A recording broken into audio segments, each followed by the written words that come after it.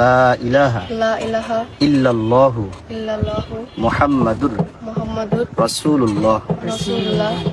বলো, আমি সাক্ষ্য দিতেছি আল্লাহ তাআলা ব্যতীত আর কোনো মাবুদ নাই হযরত মুহাম্মদ সাল্লাল্লাহু আলাইহি ওয়াসাল্লাম আল্লাহ তাআলার রাসূল।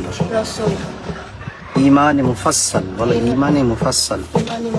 আমানতু বিল্লাহি আমানতু বিল্লাহি ওয়া মালাইকাতিহি ওয়া কুতুবিহি ওয়া রুসুলিহি ওয়াল ইয়াউমিল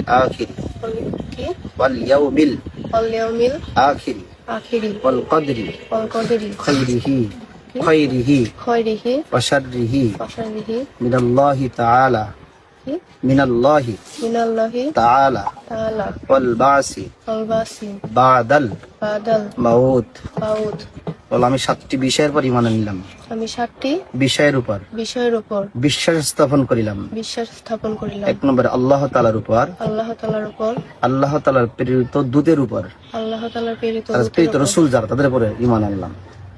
আল্লাহ তাআলার সৃষ্টি কিতাব সমূহের উপর, আল্লাহ তাআলার সৃষ্টি কিতাব সমূহের উপর, আল্লাহ তাআলার রাসূলগণের উপর, কিয়ামতের দিনের উপর, অর্থাৎ পরকালের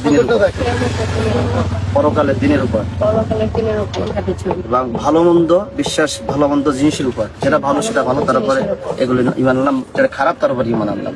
ঠিক আছে? এবং আখিরাতে মৃত্যু থেকে জীবিত করবে, এর উপর ঈমান আনলাম। বলো, পরকালে মৃত্যু থেকে আমাদেরকে জীবিত করবে, এটার উপর আমি ঈমান আনলাম। ব্যাস। আমিন। আল্লাহ তাআলা কবুল করুক।